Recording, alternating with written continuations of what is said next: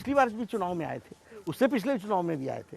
हर चुनाव में वह इसी शिद्दत के साथ चुनाव में उतरते हैं और पार्टी हमेशा उनसे रिक्वेस्ट भी करती है और वो पार्टी की जब भी रिक्वेस्ट आई है तो उसको उन्होंने सुना है, उसको वो मानते हैं और फॉलो करते हैं और पार्टी को ताकत प्रदान होती है। पीएम आते हैं वो तो ठीक है सर, अनुच्छेद 370 भी आ गया, राम मंदिर भी आ गया, क्या है थोड़ा सुशासन से विश्वास डगमगा रहा है क्या? नहीं, ऐसा नहीं। सुशासन तो कश्मीर से क्या लेना देना सर बिहार का? सब बहुत लेना देना है।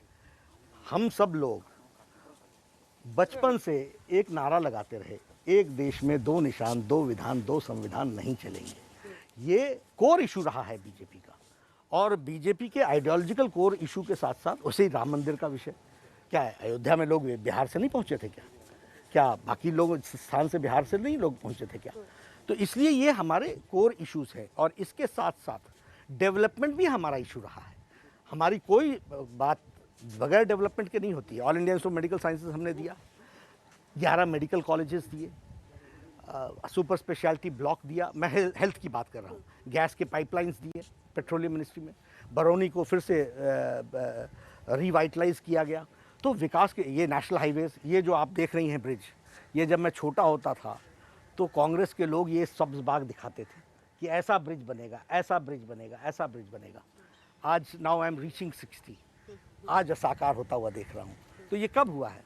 ये तब हुआ। इसलिए विकास हमारा एजेंडा रहा है, हमारा कोर इशू रहा है, लेकिन जिसके लिए हमने बचपन से मतलब भारतीय जनसंघ की स्थापना 1952 में श्यामा प्रसाद मुखर्जी ने की, तो एक देश में दो निशान, दो विधान, दो संविधान नहीं चलेंगे। और इसलिए भारतीय जनता पार्टी के आइडियोलॉजिकली सिंपैथाइजर्स सभी जगह इस बात से खुश होते हैं और ये हमारा इशू है। आखिर इसको सॉल्व करके दिया है। कांग्रेस पार्टी के जवाहरलाल नेहरू जी बोलते थे ये तो घिस घिस के घिस जाएगा, यानी आप में हिम्मत नहीं थी कि आप इसको ख़त्म करें और जब लगाना था तो आपने कहा था टेम्पररी है।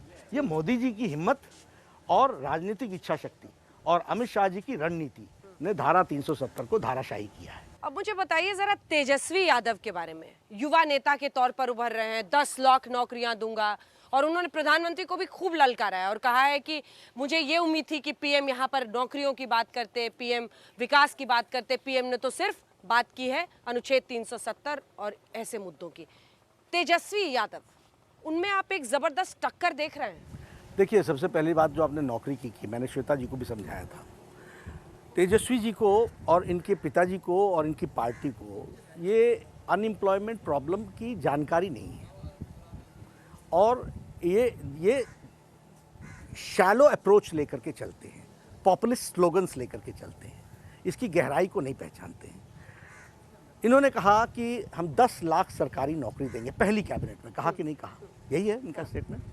मुझे आज़ाद भारत में एक कैबिनेट का नोट दिखा दो जिसमें लिखा हो कि we are going to give so many services government sector में। एक कैबिनेट नोट दिखा दीजिए। यानी इनको एडमिनिस्ट्रेटिव एक्सपीरियंस की कमी के बारे में ये इट स्पीक्स वॉल्यूम्स। हमेशा नोट कैबिनेट का कैसे बनता है कि we will provide one all India institute of medical sciences with the input of with in which 1200 crores and 50 crores are sanctioned for that.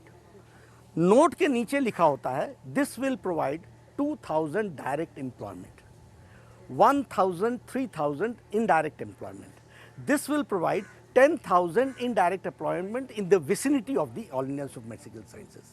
तो कहने का मतलब मैं समझ गई आपकी बात कि उनके लिए ये अचानक से 10 लाख सरकारी नौकरी कहाँ आसमान से गिरेगा, वो समझे नहीं, अनुभव की। अब हम लेकिन जो वो एक कनेक्ट बना रहे हैं लोगों के साथ, तो उस कनेक्ट को हम तोड़ना जानते हैं ना। जब हमारे यही तो प्रश्न है कि जो आदमी पिछले 1 साल से विधानसभा ही नहीं गया, बजट का सेशन निकल गया, वो आपको नौकरी देंगे? वो कैबिनेट की मीटिंग अटेंड करेंगे?